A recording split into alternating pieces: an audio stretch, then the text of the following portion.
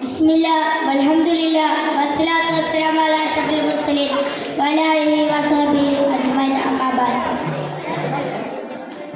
സ്നേഹം നിറഞ്ഞ ഉസ്താദുമാരെ, മാതാപിതാക്കളെ, കൂട്ടുകാരെ, നാം ഒരുമിച്ച് കൂടിയിരിക്കുന്നത് മുത്തനബി സല്ലല്ലാഹു അലൈഹി വസല്ലമയുടെ ജന്മദിനാഘോഷത്തിലാണ്.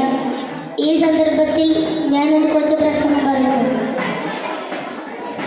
സ്വഹാബി പ്രമുഖനായ അബ്ദുല്ലാഹി ഇബ്നു ഷദ്ദാദ് റളിയല്ലാഹു അൻഹു പറയുന്നു, ഒരിക്കൽ പ്രവാചകൻ സല്ലല്ലാഹു അലൈഹി വസല്ലം നിസ്കരിക്കാനായി മസ്ജിദിലേക്ക് വന്നു. പേരക്കുട്ടിയായ ഹസൻ റളിയല്ലാഹു അൻഹുവിനെയും കയ്യിലെടുത്തായിരുന്നു താങ്കളുടെ വരവ്. സമയമായപ്പോൾ കുട്ടിയെ തയ്യാറാക്കി വെച്ച് പ്രവാചകൻ സല്ലല്ലാഹു അലൈഹി വസല്ലം ഇമാമായി നിസ്കാരം തുടങ്ങി. സുഹൃത്തുക്കളും റുക്കുഉം കഴിഞ്ഞ് സുജൂദിലേക്ക് പോയി. ഏറെ നേരം കഴിഞ്ഞിട്ടും സുജൂദിൽ നിന്ന് എഴുന്നേൽക്കുന്നില്ല. എന്ത് സംഭവിച്ചെന്നറിയാൻ ഞാൻ തലപ്പത്ത് നോക്കി. കുട്ടി പ്രവാചകന്റെ മുന്നിൽ കയറിയിരിക്കുന്നു. ഞാൻ സുജൂദിലേക്ക് തന്നെ തിരിച്ചുപോയി. നിസ്കാരം കഴിഞ്ഞ ശേഷം ആളുകൾ ചോദിച്ചു, നബിയെ, അങ്ങ് സാധാരണത്തെക്കാൾ ഏറെ നേരം സുജൂദിൽ കടന്നല്ലോ. എന്തെങ്കിലും സംഭവിച്ചിട്ടുണ്ടാക്കുമെന്നോ അല്ലെങ്കിൽ വഹി അവതരിച്ചിരിക്കുമെന്നോ ഞങ്ങൾ കരുതുന്നു.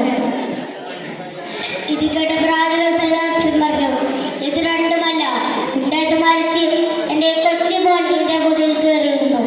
അവൻ സ്വയം ഉറങ്ങുന്നതിന് മുമ്പ് എനിക്ക് അവനെ ഒരുക്കി വെക്കാൻ മനസ്സ് തോന്നിയില്ല. നോക്കൂ, ഇതര ചിന്തകളൊന്നും കടന്നു വരാത്ത അനസ് റളിയല്ലാഹു അൻഹുവിന്റെ സഹോദരനായ അബൂബക്കറിന്റെ സംഭവം ചരിത്രം ഓർത്തു. കൊച്ചുകുട്ടിയായിരുന്ന അബൂബക്കറിന് ഒരു കിളിയുണ്ടായിരുന്നു. നുഹൈർ എന്നായിരുന്നു അതിനെ വിളിച്ചിരുന്നത്. പ്രവാചകൻ സല്ലല്ലാഹു അലൈഹി വസല്ലം അബൂബക്കറിനെ കാണുമ്പോഴെല്ലാം നുഹൈറിന്റെ വിശേഷം തിരക്കുമായിരുന്നു. ഒരു ദിവസം പ്രവാചകൻ സല്ലല്ലാഹു അലൈഹി വസല്ലം നടക്കുന്നവയിൽ അബൂബക്കറിനെ കണ്ടു. അബൂബക്കറിന്റെ മുഖത്ത് എന്റെ സങ്കടമുള്ള പോലെ തോന്നി. അവൻ ചോദിച്ചു, അബൂബക്കർ, എന്തൊക്കെയുണ്ട് നുഹൈറിന്റെ വിശേഷം? അബൂബക്കർ സങ്കടത്തോടെ പറഞ്ഞു, റസൂലേ, നുഹൈർ മരിച്ചുപോയി. അബൂബക്കറിന്റെ സങ്കടവും മാനസികാവസ്ഥയും പ്രവാചകൻ സല്ലല്ലാഹു അലൈഹി വസല്ലം മനസ്സിലാക്കി.